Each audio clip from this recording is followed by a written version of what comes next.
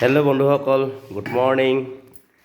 ৰাতিপুৱাই দেখিছে ন, শুই উঠি দেখিছোঁ মানুহজনীয়ে মাছ আৰু আলু মটৰ দি বনালেই ভাত।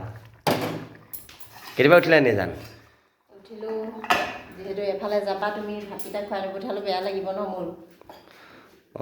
তাকে তাত বাজিছে সময় চব আপোনাৰ ৰাতিপুৱা 5টা বজাই নাই, তাৰ আগত মানে ভাত হৈ গ'ল।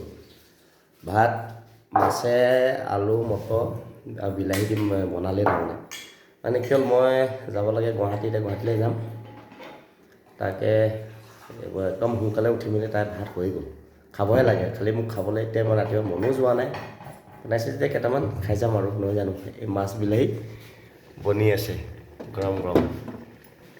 দেখাই দিয়া,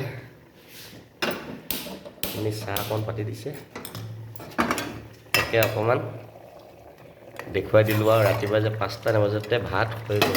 চলি আছে দেখিছে ন, মালি মাছ আছিলে, মাছে মটৰে আলুৱে বনালে। তাকে অকণমান দেখুৱাই দিলোঁ বন্ধুসকল। Bye bye.